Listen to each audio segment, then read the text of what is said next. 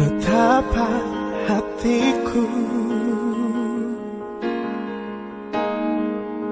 berterima kasih, Yesus, Kau mengasihiku,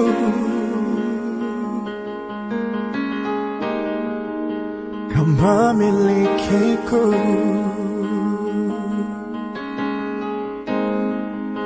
Hanya ini Tuhan persembahanku, segenap hidupku, jiwa dan ragaku. Sebab tak ku miliki harta kekayaan yang cukup berarti untuk ku persembahkan. Hanya ini Tuhan permohonanku, terimalah Tuhan persembahanku. Pakailah hidupku sebagai alat-Mu seumur hidupku.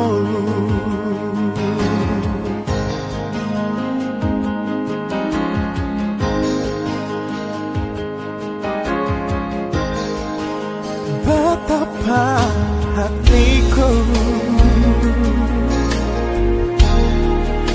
berterima kasih, Yesus, Kau mengasihiku, Kau memilikiku. Hanya ini Tuhan persembahanku, segenap hidupku, jiwa dan ragaku. Sebab tak ku miliki harta kekayaan yang cukup berarti untuk ku persembahkan. Hanya ini Tuhan permohonanku, terimalah Tuhan persembahanku. Pakailah hidupku sebagai alat-Mu seumur hidupku.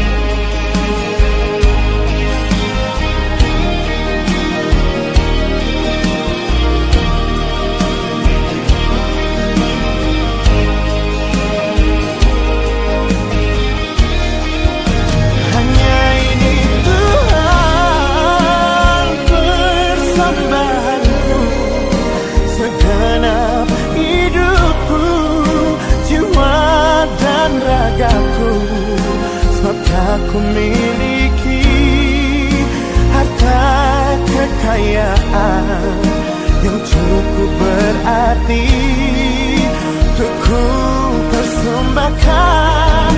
Hanya ini Tuhan permohonanku, terimalah Tuhan persembahanku.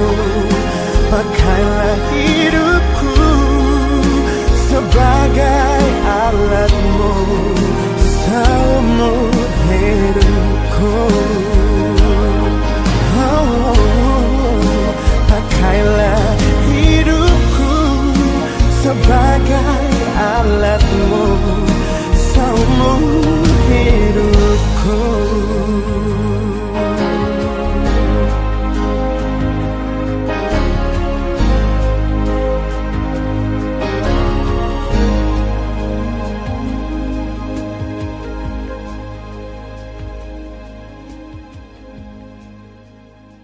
Mari kita berdoa. Kami bersyukur Tuhan untuk Bible Class spesial hari ini. Kiranya Engkau boleh bekerja dalam kehidupan kami. Dan tolong hamba-Mu untuk boleh menyampaikan isi hati-Mu ya Tuhan. Berbicaralah, kami siap untuk mendengar, kami siap untuk belajar. Dan pengurapan yang baru buat hamba-Mu dari Roh Kudus-Mu. Dan buat kami semuanya itu kami perlukan. Supaya kami boleh mengerti dan paham akan kebenaran firman-Mu. Dalam nama Tuhan Yesus, haleluya. Amin. Shalom. Selamat bertemu kembali dalam Bible Class spesial hari ini ya. Hari ini ada pertanyaan yang ditujukan kepada saya yang menanyakan tentang masalah persepuluhan. Ya, jujur saya pernah menyampaikan ini mungkin 2 tahun lalu ya, tapi di acara kaum wanita, spesial kaum wanita. Jadi jemaat umum belum dengar semuanya.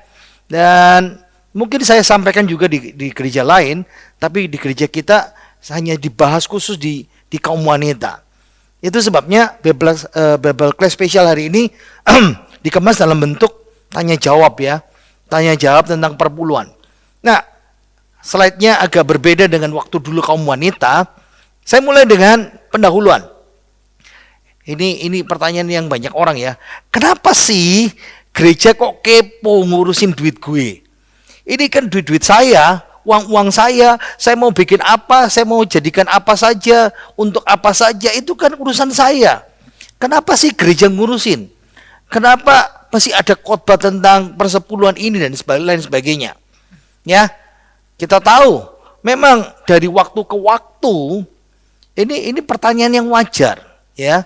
Kalau saudara orang Kristen yang masih baru, atau orang Kristen yang sudah lama, tapi saudara nggak tahu firman Tuhan.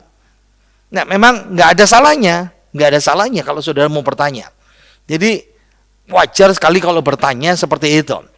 Jadi kalau ditanya kenapa sih gereja kok kepo ngurusin duit gue, uang saya?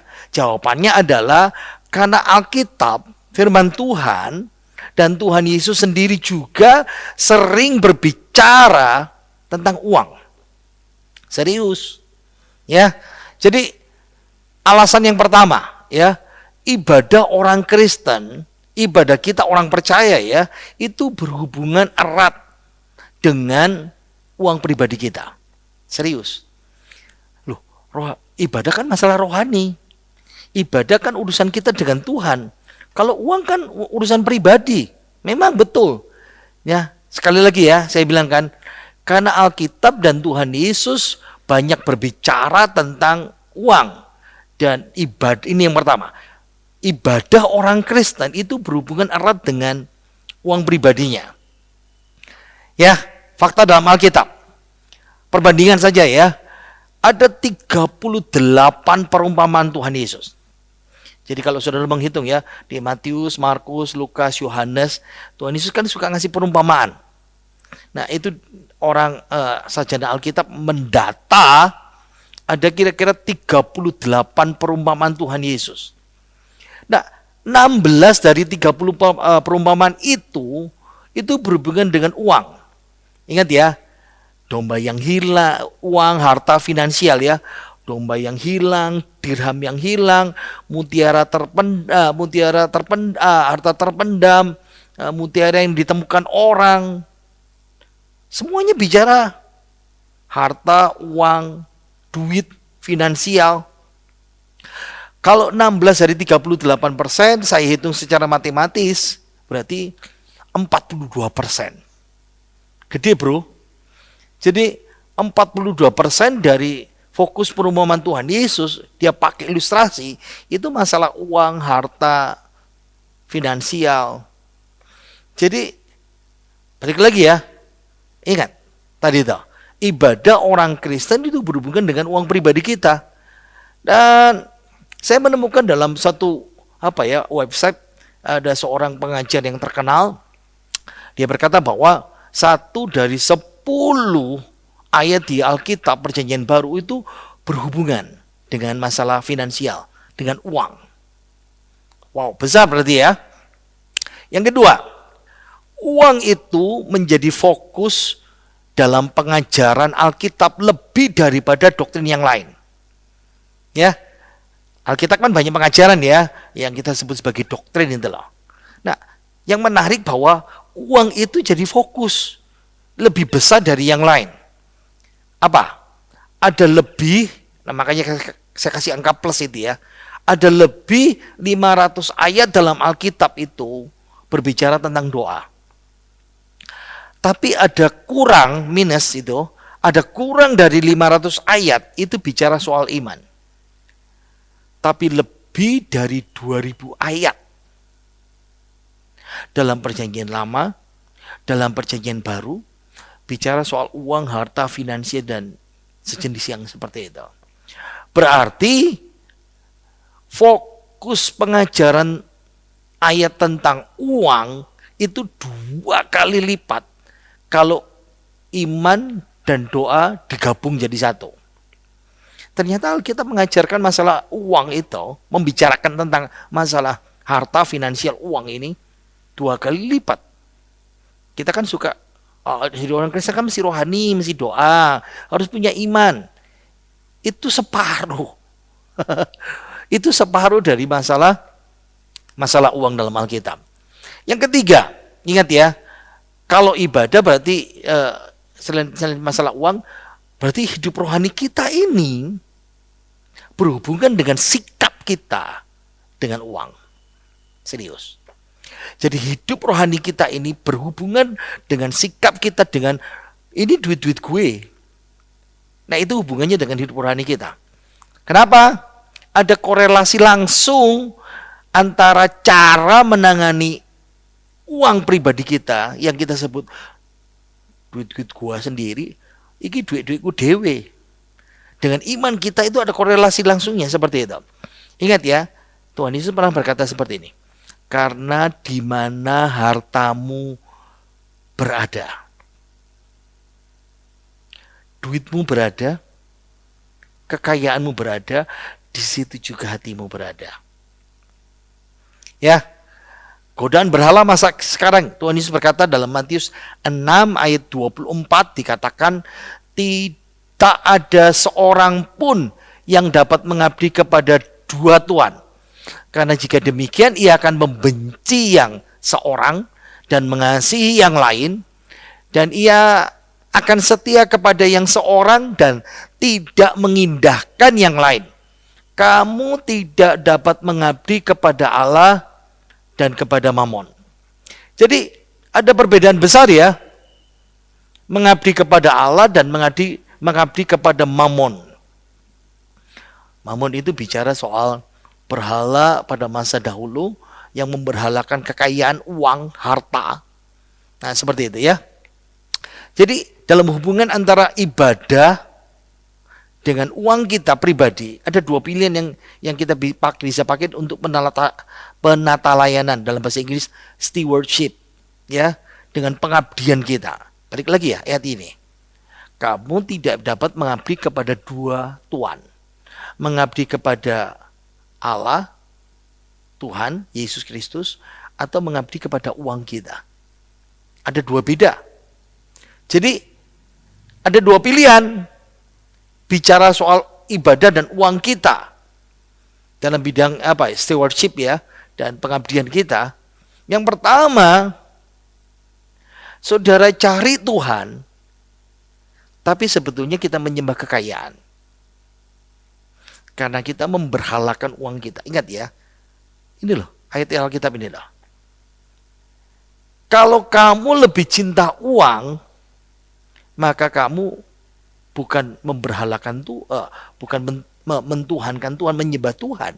Kamu cari Tuhan untuk memberhalakan uang. Cari Tuhan karena kita mau kaya. Berarti fokusnya uang, fokusnya kekayaan dalam hidup ini. Atau kita menyembah Tuhan memakai kekayaan yang Tuhan kasih kepada kita. Oh, saya mau fokus dua-duanya. Alkitab bilang tadi tuh, lihat di sini. Kamu pasti pilih. Kamu akan pilih benci yang satu atau yang cinta sama yang lain. Kalau kamu mata duitan, cinta duit, maka pilihan yang pertama itu akan menjadi pilihan kita. Tapi kalau kamu cinta Tuhan, keuanganmu mau diatur sama Tuhan. Keuanganmu taat kepada perintah Tuhan. Kita menyembah Tuhan dengan kekayaan kita. Memakai kekayaan ini sebagai alat berkat untuk Tuhan. Yang keempat, pahami bahwa ada pandangan firman Tuhan tentang kepemilikan. Ingat ya, 1 Tawarikh pasal 29 Mazmur itu dikatakan bumi dan langit dan segala isinya itu adalah milik Tuhan. Termasuk dompet kita, termasuk kendaraan kita, termasuk harta kita, tabungan kita, uang kita di dompet, termasuk investasi kita, termasuk rumah kita. Semuanya milik Tuhan, nyawa kita milik Tuhan. Dan Lukas pasal 16 ayat 12, kita bukan owner, kita bukan pemilik kekayaan itu. Dan Tuhan bilang kita ini adalah pengelola, manajer. Contohnya seperti ini ya, kalau misalnya saya artis, ya, saya artis, maka segala urusan saya itu yang mengelola artis. Kontrak saya, beberapa hal urusan dengan yang lain. Artis itu tahu tentang siapa saya seperti itu. Tapi pemilik segalanya itu adalah saya, karena saya adalah yang membiayai, yang membayar manajer itu. Sama seperti kita ini. Tuhan Yesus, Allah kita, Dia pemilik alam semesta ini. Dia memiliki segala hal yang kita punya. Itu sebabnya Tuhan sedang mempercayakan harta itu, uang itu. Jadi pandangan tentang kepemilikan hidup kita harus kita pahami. Ingat ya, bisa dijawab. Kenapa sih gereja kepo ngurusin duit gue? Karena ada 4 alasan ini. Harus dipahami ya. Tuhan Yesus Kristus dengan jelas menandai bahwa hidup orang Kristen yang sejati harus punya sikap yang benar dengan kekayaannya, dengan materi yang dia punya. Jadi kenapa Tuhan ngurusin duit kita, uang saya, kenapa Tuhan ngurusin? Karena itu masalahnya. 4 alasan ini. Bisa paham ya? Bisa jelas ya? Saya belum bahas tentang pertanyaan yang utama tadi. Nah, saudara masih ingat enggak ketika Tuhan Yesus marah dan mencikir balikan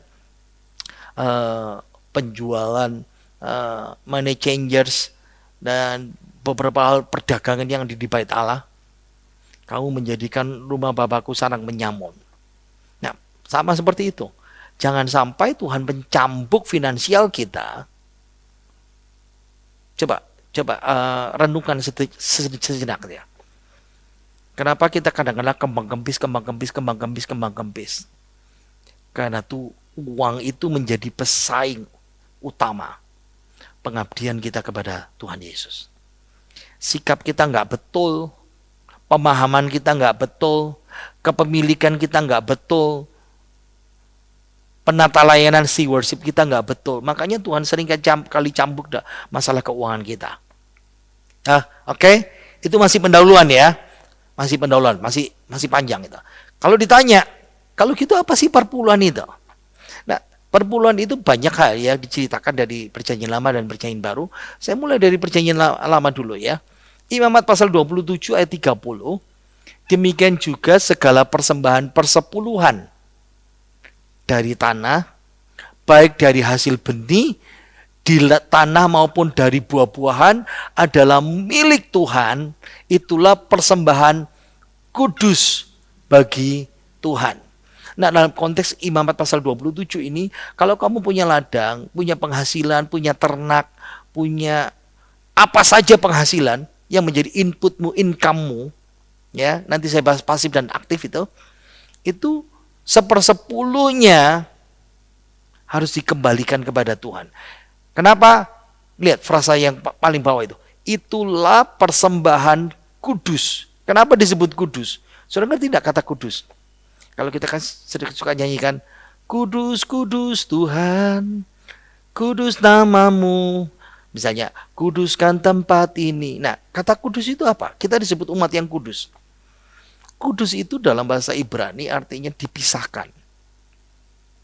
Berarti dari semua penghasilan kita, pendapatan kita, keuntungan kita, 1/10 itu mesti dipisahkan. Itu namanya kudus bagi Tuhan. Dikuduskan untuk Tuhan. Jadi ingat ya, 1/10 itu mengembalikan. Saudara bukan memberi. Sekali lagi. Kenapa? Karena kata kudus ini. Kudus, ingat, kita 1/10 itu mengembalikan karena kita memisahkan, menguduskan, dikembalikan sama Tuhan. Bukan memberi. 10% yang Tuhan sudah berikan kepada kita. Nah, seringkali perdebatannya, saya masih miskin kok, saya bukan kaya. Ini bukan masalah miskin dan kaya. Ini masalah bicara barang yang kudus, milik Tuhan. Nah, Malaki pasal 3 ayat ke-8 ini ayat yang bicara soal 1/10 ya di situ ya. Nah, gagal taat kepada perintah 1/10 berarti saudara kalau enggak mau menguduskan, memisahkan, berarti saudara menipu, mencuri, merampok. Karena kata Ibrani yang dipakai sama seperti ini. Ayo kita baca ayatnya ya. Malaki pasal 3 ayat yang ke-10. Bolehkah manusia menipu Allah? Nah, di sini kata menipu di situ ya. Menipu, mencuri, merampok Allah. Namun kamu menipu aku.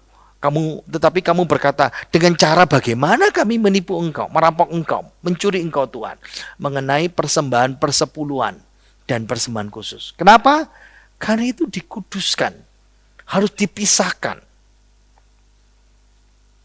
Nah, Amsal pasal 3 yang ke-10 itu menolong ya. Muliakanlah Tuhan dengan hartamu dan dengan hasil pertama dari segala penghasilanmu. Seringkali kita berkata, saya memuliakan Tuhan. Kita menyanyi, memuji Tuhan. Betul. Kita beribadah kepada Tuhan, datang ke gereja, memuliakan Tuhan. Balik lagi ya. Ayat Alkitab banyak bicara masalah duit. Dan duit kita dipakai juga untuk bisa memuliakan Tuhan. Gimana caranya? Begitu dapat berkat Tuhan, memuliakan Tuhan caranya bagaimana? Yang pertama disisihkan untuk Tuhan. Langsung disisihkan 1/10 yang pertama itu yang untuk Tuhan. Saya bercerita ilustrasi ya. Ada seorang misionaris di Afrika, dan saudara tahu ya, Afrika negara miskin, negara susah ya pada waktu ini kira-kira 40-50 tahun yang lalu. Dia sedang mengajar dari satu suku yang tidak percaya Yesus sampai percaya Yesus, sampai mendirikan gereja. Lalu dia mulai mengajar jemaat. Walaupun mereka miskin, diajar 1/10, termasuk anak-anak sekolah minggu. Nah, suatu ketika gubuknya diketok. Ada seorang anak Afrika yang hitam dan keriting itu, dia pegang ikan besar. Lalu berkata begini, Pak Gembala, Pak Gembala kemarin kan khotbah tentang 1/10. Nah, sekarang saya mempraktekkan. Ini saya bawa 1/10 saya. Ini ikan untuk Pak Pendeta. Pak Gembala. Lalu pendetanya bilang, oh terima kasih kamu belajar firman Tuhan. Tapi pendetanya tuh toleh-toleh gitu ya. Loh, lalu yang 9 ekor yang mana? Lalu anak kecil itu dia berkata, oh tenang Pak Pendeta. Masih ada di sungai. Nanti saya akan kembali menangkap yang 9 itu. Wow, itu luar biasa ya. Dia belajar praktek tentang firman Tuhan ini ya. Memuliakan Tuhan dengan harta. Dengan hasil pertama. Bagus sekali. Ingat ya. Memuliakan Tuhan dengan harta pertama buah sulung. Ya. Digambarkan seperti itu. Itu cara Alkitab ya. Untuk mengatakan bahwa kita memberi terlebih dulu Tuhan. Kita memprioritaskan Tuhan. Kita memuliakan Tuhan dengan cara mendahulukan, memisahkan dulu. Ini milik Tuhan. Lalu yang 90% itu milik kita. Jadi Alkitab menjelaskan dengan jelas persepuluhan itu bagian penting dari ketaatan iman dan bukti dari bahwa saya memprioritaskan Tuhan nomor satu.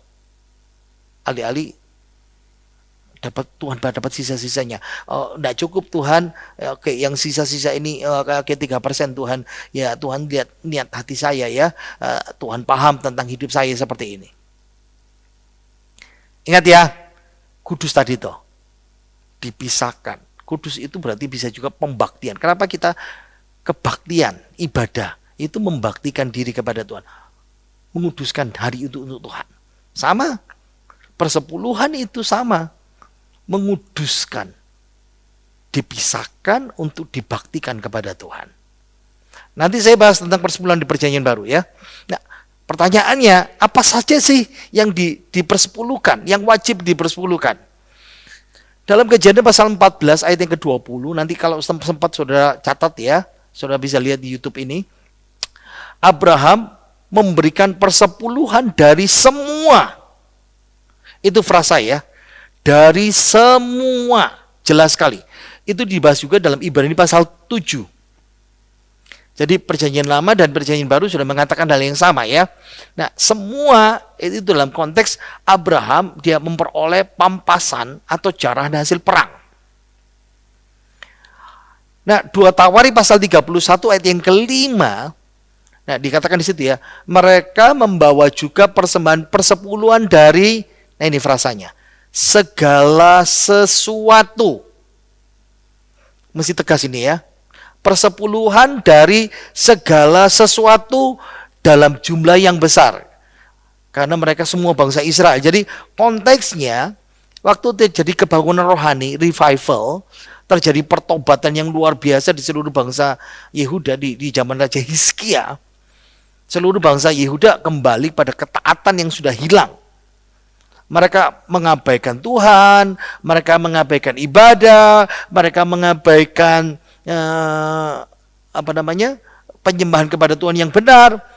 Lalu mereka bikin revival, kebangunan rohani yang luar biasa, mulai bikin Paskah, ibadah sungguh-sungguh, aturan Tuhan ditegakkan, dan ayat ini muncul. Ini menolong kita menerapkan pada sekarang ini ya. Ini berarti semua berkat yang Tuhan berikan kepada kita, baik itu income pasif maupun income aktif. Apa income aktif itu? Aktif ya. Penerimaan apa?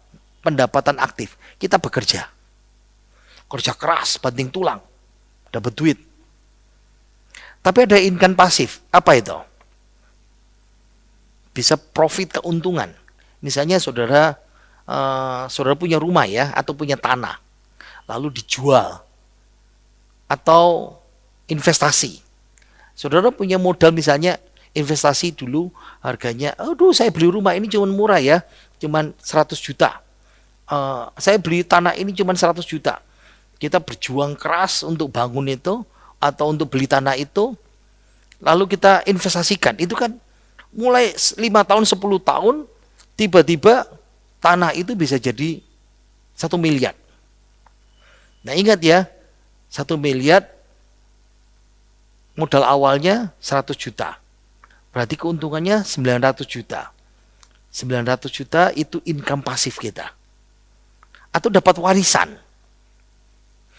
Ingat ya, bukan hanya gaji tapi upah kita, bonus kita, profit, keuntungan, penjualan, dan warisan dan semuanya itu. Ini pertanyaan banyak orang. Loh kalau saya dapat hadiah, apakah juga harus dipersepuluhkan?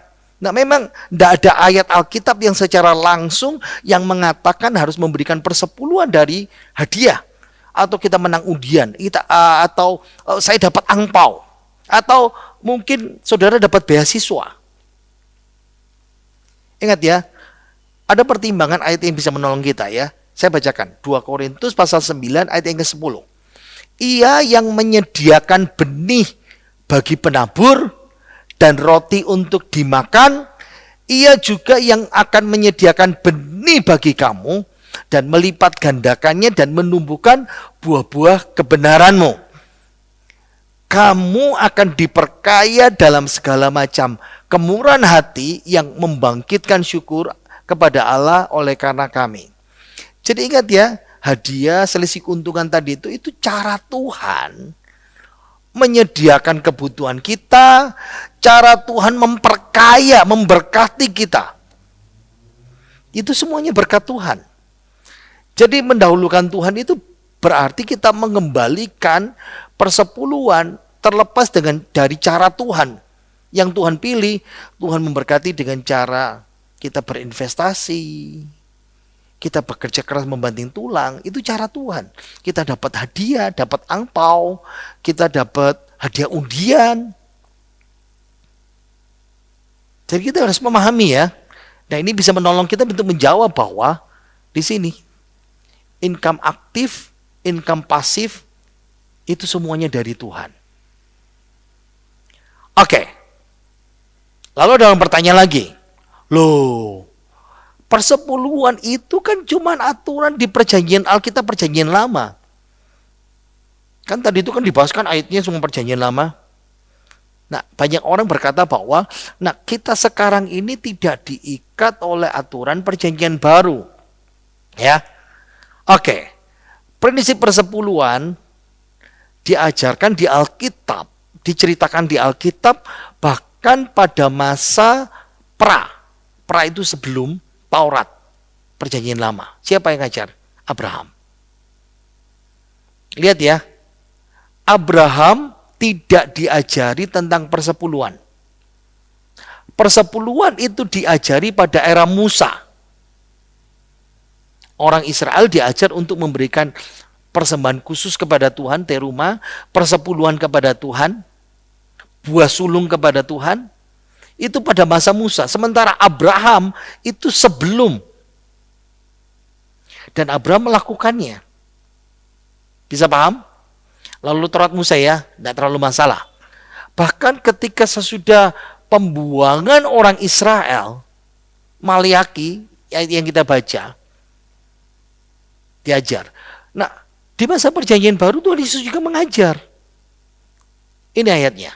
Matius pasal 23 ayat 23.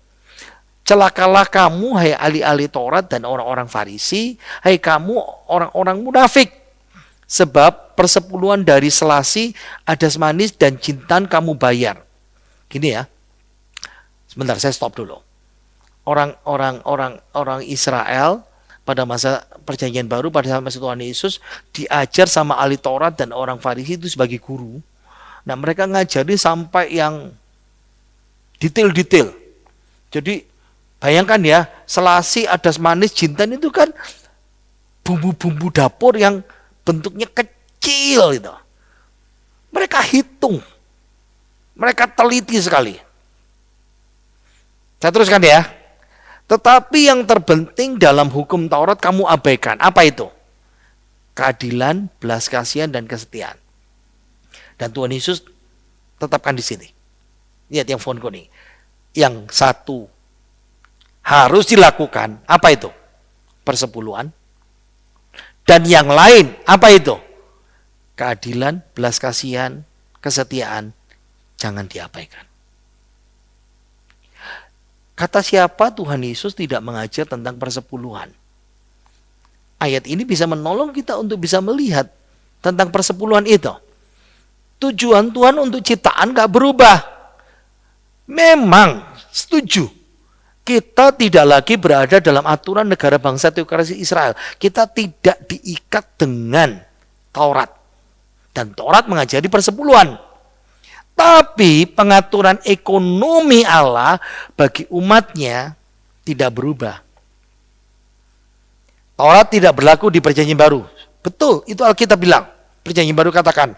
Tapi dua hukum yang berkelanjutan, prinsipnya, lihat ya. Bukan hukumnya ya.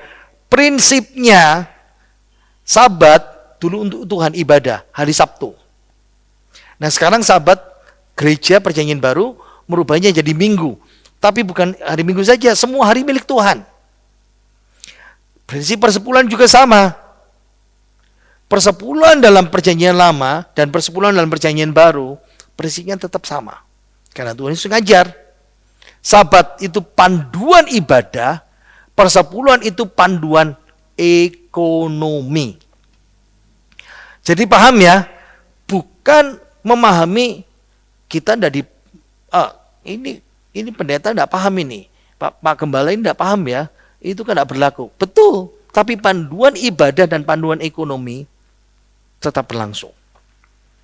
Nah, dua hal tersebut ya, prinsip sabat dan persepuluhan itu mencerminkan karakter Allah dalam mengatur ciptaan, masih baik dan masih berfungsi sebagai panduan untuk bagaimana kita hidup di bawah ketaatan pada Allah di dunia ini. Panduan ibadah dan panduan ekonomi. Jadi semua orang di seluruh Alkitab, dari Abraham, bapak orang percaya, sampai masa gereja sekarang ini, harus sadar ini panduan ibadah dan panduan ekonomi. Makanya saya katakan tadi itu kan, kenapa sih gereja kepo ngurusin duit saya? Tadi itu bagian yang pertama, kita paham. Lalu ditanya, nah kalau nggak sama PL dan PB persepuluhannya, di mana bedanya? Saya jelaskan, ya. Banyak orang berpikir, untung kita di perjanjian baru, nggak berat, nggak susah. Kan hukumnya hukum kasih karunia, hukum kasih. Hukum Taurat kan hukum tegas ya. Salah besar. Salah besar kalau kita menganggap bahwa Taurat itu lebih besar daripada hukum kasih karunia dalam perjanjian baru. Karena standarnya PB, standar perjanjian baru itu lebih besar. Saya kasih contoh ya, dikit aja jangan banyak-banyak waktunya ya. Taurat mengajarkan jangan membunuh. Nah, jelas kalau nyawa sudah melayang berarti kamu membunuh. Tapi tuntutan perjanjian baru lebih besar. Kayak gini ya, coba lihat laptop saya ini. Laptop saya ini seperti gambaran perjanjian lama. Hukum perjanjian lama. Tapi hukum perjanjian baru itu lebih besar daripada perjanjian lama. Perjanjian lama mengatakan jangan membunuh kalau nyawa melayang. Tapi perjanjian baru kalau kamu membenci saudaramu, kamu sudah membunuh. Makanya dikatakan kasihilah musuhmu. Jadi membenci saudara di perjanjian baru itu sama seperti membunuh saudaramu di perjanjian lama. Tegas Alkitab perjanjian baru mengatakan begitu. Makanya perjanjian baru hukumnya lebih besar. Balik lagi ya di sini ya. Kata siapa Taurat lebih besar? Enggak. Lebih besar hukum perjanjian baru. Ya. Sekarang contoh. Jangan berzina. Nah, kalau sudah terjadi hubungan badan, intercourse, percabulan, perzinahan, berarti engkau sudah melakukannya. Ingat ya, percabulan itu kalau melakukan hubungan seks belum menikah, di luar pernikahan. Tapi perzinahan itu kalau melakukan hubungan seks sudah menikah dengan orang yang bukan pasangan sahnya menurut firman Tuhan. Nah, tunggu dulu. Tuntutan PB beda. Kalau engkau memandang, bukan saja memandang ya, berarti kita mesti tutup mata terus. Memandang dan mengingini wanita lain, kalau saya laki wanita lain, kalau saudara perempuan saudara mengingini pria lain, ada nafsu berahi dalam hati, mengingini, Alkitab bilang lebih besar. Engkau sudah berzina dalam hatimu. Nah, itu sebabnya ketika perjanjian lama mengajarkan engkau wajib ngasih persepuluhan, Alkitab perjanjian baru mengajar memberi dengan sukacita, memberi dengan murah hati. Kenapa? Karena perjanjian lama membatasi. Makanya tadi itu kan Tuhan Yesus menegur, kamu saja sampai hasil bumi dapur, jintan adas yang kecil-kecil itu dihitung. Itu saking pelitnya sama Tuhan. Nah, perjanjian baru mengatakan kamu harus lebih besar. Memberi dengan sukacita, dengan murah hati. Berarti kalau di perjanjian lama minimal 10%, perjanjian baru minim 10% dan lainnya dengan penuh kemurahan hati. Pahami itu. Jadi itulah sebabnya kita melihat dalam gereja mula-mula di Perjanjian Baru, mereka membeli lebih banyak dari 10%. Begitu diliputi kemurahan hati Kristus, mereka mau mencurahkan harta mereka bagi mereka yang di sana yang membutuhkan. Itu Alkitab katakan. Jadi ingat ya, persepuluhan itu Alkitabiah, Perjanjian Lama dan Perjanjian Baru. Tapi dari church giving statistic and trend to know for 2021, gitu, faktanya bahwa 75% sampai 90% dari jemaat Tuhan yang ke gereja, dia tidak memberikan persepuluhan.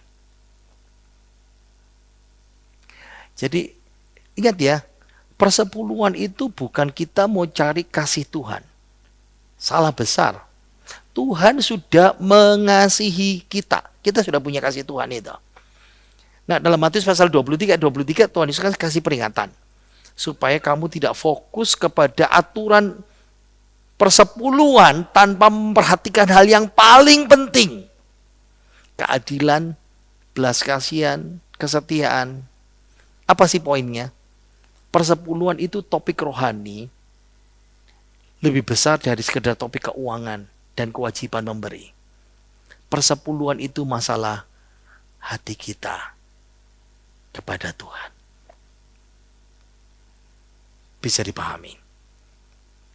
Saya kasih ilustrasi ya. Ada seorang anak muda yang dia lagi berjuang dan bekerja, memulai karirnya, membangun karirnya. Dia sangat ambisius.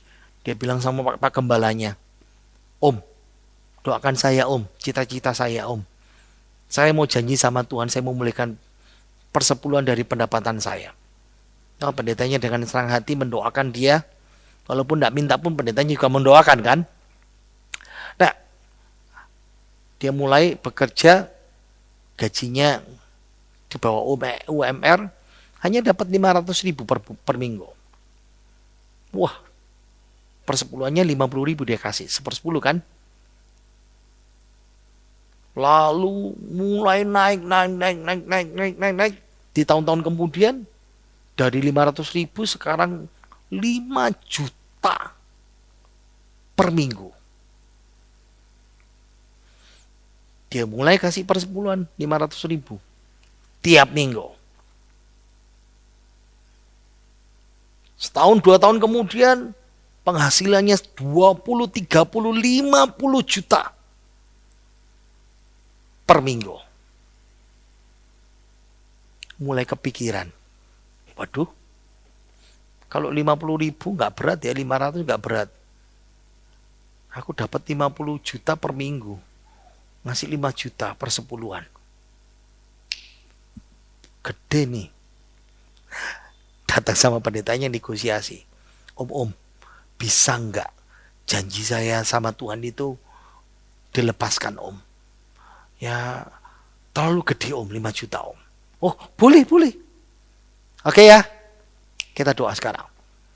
Pendetanya doa, Tuhan, Kau tolong anak muda ini, dia sudah besar penghasilnya 20, 30, 40, 50 juta per bulan.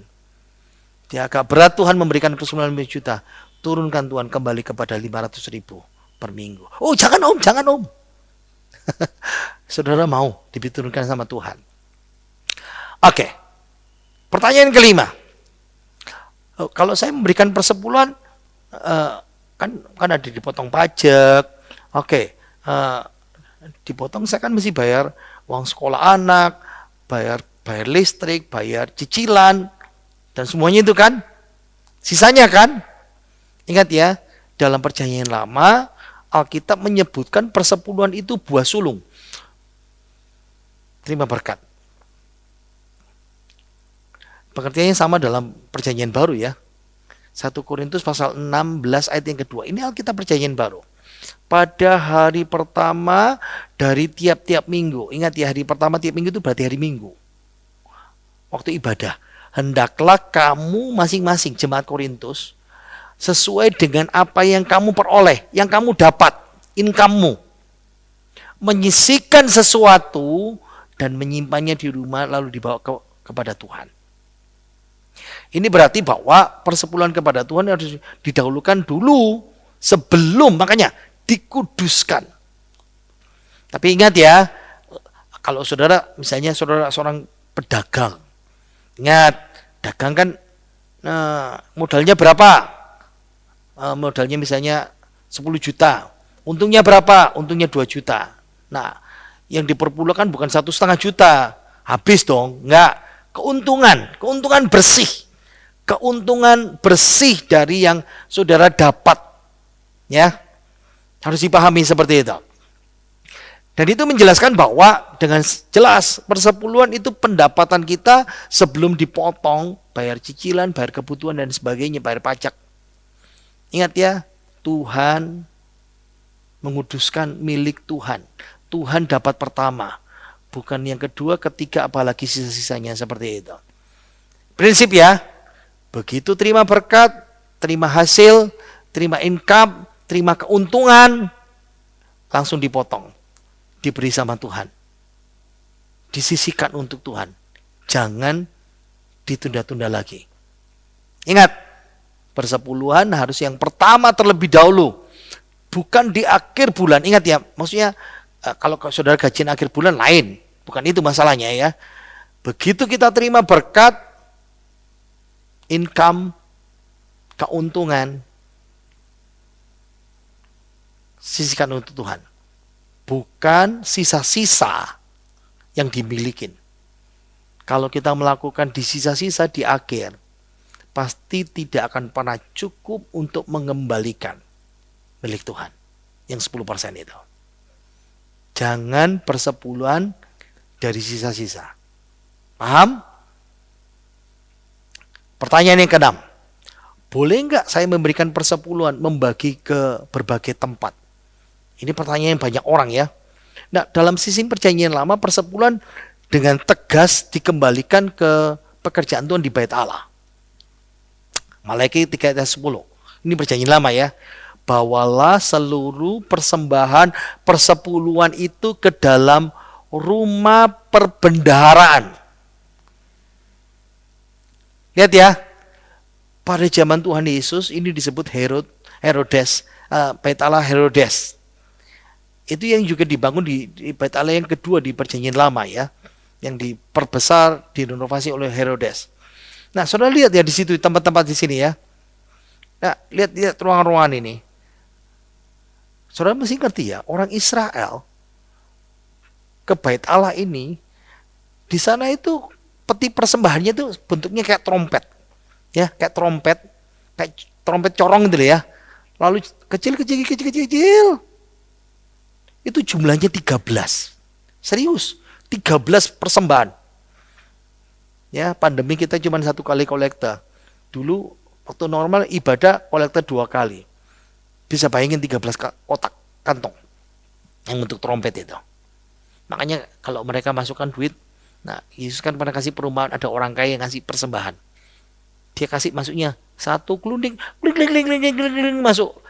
Kling masuk. Lalu orang miskin yang memberikan 2 peser, dia masukkan semuanya. Kling, langsung. Nah, balik lagi ayat ini ya. Bawalah seluruh persembahan persepuluhan itu ke dalam rumah perbendaharaan. Disimpan di mana? Di ruang-ruangan di sini.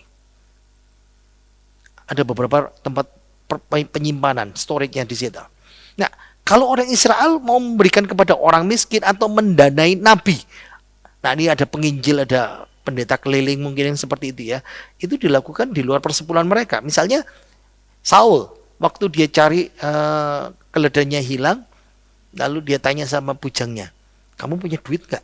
Kita masih kasih persembahan sama nabi ini. Ingat, rumah Tuhan ada di Silo. Dan mereka memberi bukan dari persepuluhan.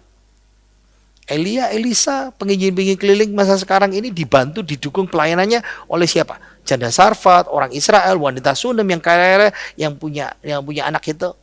Dan saudara harus memberi itu bukan dari persepuluhan kita. Ingat ya, implikasinya jelas di masa perjanjian baru. Persepuluhan harus pergi ke lembaga yang baru, bukan Bait Allah, tapi gereja. Dan gerejanya ada gereja lokal. Coba lihat ya, waktu kisah para rasul. Jemaat mula-mula membawa persembahannya diletakkan di bawah kaki rasul-rasul. Nah, saya tidak mengajar saudara mesti sujud menyembah saya dan kasih persembahan, nggak seperti itu. Tapi ini menggambarkan tentang perubahan, ya, di masa gereja itu. Nah, jemaat Korintus, gereja Korintus diajar untuk mengumpulkan pada hari Minggu di gereja lokal mereka masing. Nah, waktu mereka mau beri bantuan ke gereja lain, hamba Tuhan lain, gereja lain di Yerusalem, bukan di Korintus, mereka diajar memberikan persembahan khusus. Apa itu? Dari 90% milik mereka, bukan persepuluhan milik Tuhan. Ingat ya, 90% sisa. Ingat ya, 100% yang kita dapat, 10% disisihkan untuk Tuhan, persepuluhan, kudus. Nah, pemberian itu seperti ini. Pahami ya? Makanya saya masuk poin ini ya. Bedakan antara persembahan dengan persepuluhan. Tidak sama. Karena seringkali orang menyamakan, dikelompokkan bersama. Tapi ini bukan hal yang sama. Persepuluhan itu jumlahnya khusus. 10% dari pendapatan atau penghasilan, income saudara. Keuntungan saudara. Persembahan itu pemberian dari sisa yang 90% ini. Persepuluhan wajib diberikan kepada Tuhan di tempat yang akan dipilihnya, dan persembahan bebas saudara pilih. Saudara mau kasih kolektor berapa, badan amal berapa, yayasan, yatim piatu atau teman yang membutuhkan, saudara membutuhkan, itu persembahan. Bebas, tidak ada nilainya, tidak ada angkanya. Beda ya, ayo kita lanjut. Jadi pola persepuluhan di perjanjian lama yang dibawa ke rumah Tuhan, lalu dibawa dalam perjanjian baru, persepuluhan dibawa ke gereja lokal. Mana ayatnya lagi? 1 Korintus 9 ayat yang ke-7. Ini perjanjian baru ya. Siapakah yang pernah turut dalam peperangan atas biayanya sendiri? Maksudnya apa? Pasti diutus negara dong. Siapa yang menanami kebun anggur dan tidak memakan buahnya? Atau gembala sidang. Lihat. Siapakah yang menggembalakan kawanan domba? Ini analogi, ilustrasi gembala sidang. Siapa yang menggembalakan kawanan domba yang tidak minum susu domba itu? Gembalanya. Domba memberi kepada gembala. Bukan kita yang memilih. Ayat 11. Jadi jika kami telah menabur benih rohani bagi kamu, berlebih-lebihankah kalau kami menuai hasil duniawi daripada kamu? Harus paham itu. Tidak boleh sesuka hati kita. 1 Korintus 9 ayat 13. Tidak tahukah kamu bahwa mereka yang melayani dalam tempat kudus mendapat penghidupan dari tempat kudus itu? Itu PLD imam. Dan bahwa mereka yang melayani mezbah mendapat bagian mereka dari mezbah itu. Imam mendapat sebagian paha dada dari persembahan itu. Ini konteksnya ayat ini. Inilah. Siapakah yang mengembalakan gembala? Dia dapat makan dari domba. Berkat dari domba. Ayat 14. Demikian pula, lihat, Tuhan telah menetapkan. Oh, bukan saudara yang menetapkan, bukan saudara yang pilih. Bukan menurut pikiran kita. Tuhan telah menetapkan bahwa mereka yang memberitakan Injil harus hidup dari pemberitaan Injil itu. Jadi kesimpulan persepuluhan itu harus dipersembahkan di gereja lokal tempat saudara berbakti. Jelas sekali. Saudara ibadah di mana? Saudara, ini godaan pendeta loh, serius. Ada pengusaha kaya dan beritahu sama saya, Pak Yonatan, gereja saya sudah kaya. Saya mau kasih persepuluhan saya sama Pak Yonatan. Saya bilang, no, tidak boleh. Kasih kepada gereja lokalmu. Saya harus tahu firman Tuhan. Kenapa? Karena kebanyakan orang seringkali berpikir, saya saja yang menentukan. No, Tuhan yang menentukan. Prinsip yang sama di Perjanjian Lama dan Baru. Ingat ya, memberi bukan mengembalikan persepuluhan itu kepada orang miskin, orang kekurangan sakit di luar persepuluhan. Memberi atau bukan memberikan persepuluhan kepada pendeta lain, penginjil lain, diajar itu sebagai persembahan khusus kita di luar persepuluhan. Membantu pekerjaan Tuhan itu di luar persepuluhan saudara. Kita mau bantu gereja kecil lain, nah seperti orang Korintus membantu gereja di Yerusalem. Jadi pahami ya, Ulangan pasal 24 ayat 23, versi firman Allah yang hidup. Bawalah persepuluhan itu untuk dimakan di hadapan Tuhan Allahmu di tempat yang akan dipilihnya untukmu. Untuk tempat kediamannya yaitu 1/10 dari gandummu, anggurmu, dari minyak zaitunmu, dari anak sulung sapi, lembu sapimu, kambing dombamu. Maksud memberikan persepuluhan itu ialah untuk mengajar kita, kamu, supaya selalu mengutamakan Allah dalam hidupmu. Jelas ya? Tadi itu ya, ingat ya, balik lagi. 1 Korintus 9 ayat 13. Tuhan yang menetapkan. Balik lagi di sini. Prinsipnya, kita nggak bisa sak gelemi dewi yang pilih. Tuhan yang memilih tempat untuk kita. Bukan kita yang menentukan. Karena tujuannya jelas. Kamu mengutamakan Tuhan atau tidak di tempat gereja lokalmu. Itu perjanjian baru. Ada lagi pertanyaan. Aduh, saya sebetulnya mau ngasih persepuluhan, tapi hutangku itu banyak. Saya lunasi hutang saya dulu ya. Oke, ini pertanyaan banyak orang ya. Bagaimana persepuluhan saat saya mencoba melunasi hutang saya? Memang saat musim keuangan yang sulit, banyak yang dibayar, godaan persepuluhan. Aduh, tidak bayar persepuluhan dulu lah, saya bayar hutang dulu. Makanya ada yang berpendapat bahwa ya persepuluhan ditunda, persepuluhan dihapus sajalah. Kan pasti bayar hutang dulu. Argumentasinya, bantahannya kan begini, bayar hutang saja nggak cukup, mau ditambah lagi mengembalikan milik Tuhan. Kayaknya masuk akal kan? Masuk akal nih. Oke, ada 3 panduan yang praktis. Yang pertama, ingat ya, kalau kita punya hutang banyak, Alkitab kasih panduan. Yang pertama, kewajiban atau tanggung jawab pribadi kita di hadapan Tuhan dan manusia adalah tanggung jawab kita apa? Hutang harus dibayar. Hutang adalah hutang. Mazmur 37 ayat 21. Orang fasik meminjam dan tidak membayar kembali. Tetapi orang benar adalah pengasih dan murah. Jadi harus bayar ya. Yang kedua, tanggung jawab dan kewajiban yang lain juga tidak hilang. Selain bayar hutang tadi itu. Walaupun kita tetap berhutang banyak. Apa itu? Kita kasih makan keluarga. Anak-anak enggak usah makan ya. Bulan ini enggak usah bayar-bayar ya. Enggak bisa. Tanggung jawab kita kepada keluarga, kasih makan, bayar uang sekolah, kredit rumah, kendaraan, utilitas, listrik, air, dan semuanya. Mesti tetap dibayar.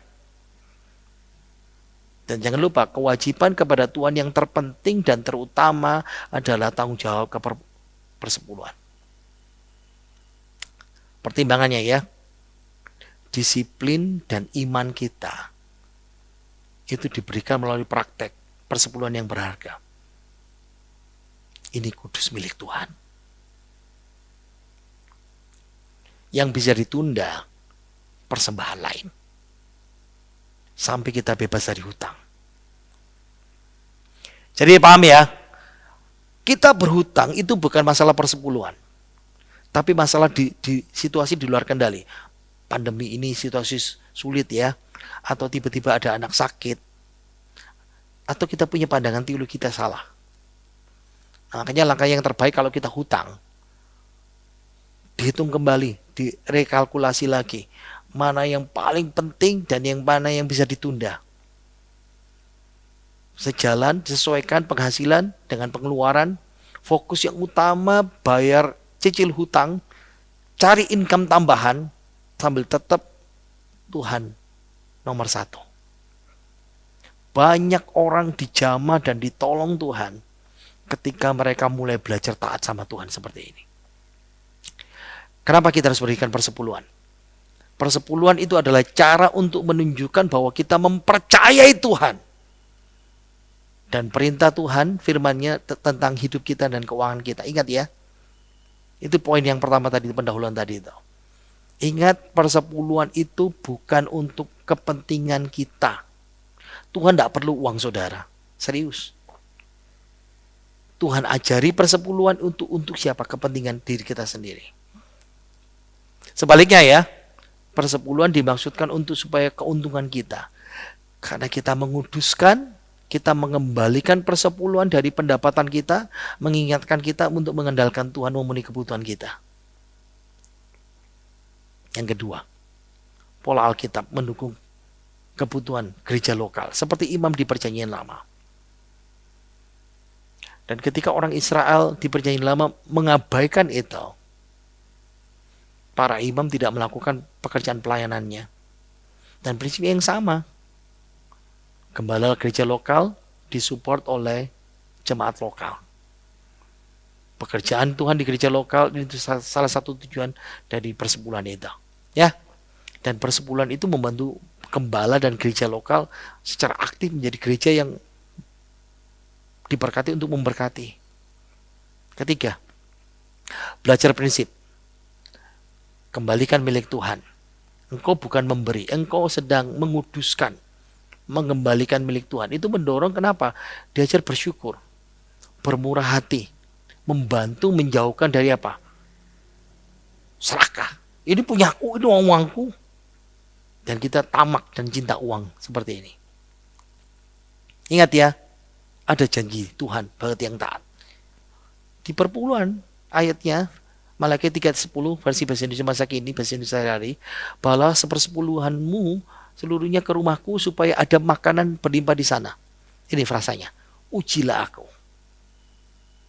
Suruh ngetes Tuhan. Maka kamu akan melihat bahwa aku akan membuka pintu-pintu surga dan melimpahi kamu dengan segala yang baik. Saudara, dalam kesulitan keuangan, benar gak hidup kita sama Tuhan? Keuangan kita sama Tuhan? Jawab pertanyaan ini. Kita memprioritaskan Tuhan nomor satu? Mendahulukan Tuhan? Kita memberi yang terbaik dari yang terbaik? Kita memisahkan dua hal? Mengembalikan milik Tuhan persepuluhan, atau membedakan juga dengan memberi dari 90%? Sesuai enggak? Sesuai dengan porsi kita. Mari kita berdoa. Terima kasih Tuhan karena Engkau sudah menolong kami untuk boleh paham dan boleh mengerti tentang persembahan persepuluhan hari ini.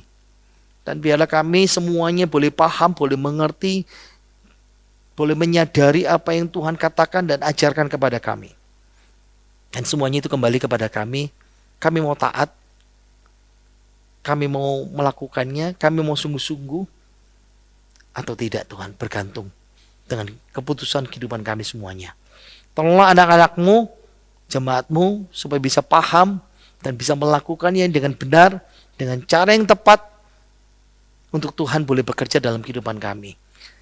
Kau berkati anak-anakmu yang sedang dalam kesulitan keuangan, yang sedang berhutang hari-hari ini, yang sedang dalam masalah keuangan, biar kami boleh belajar prinsip kebenaran firman-Mu.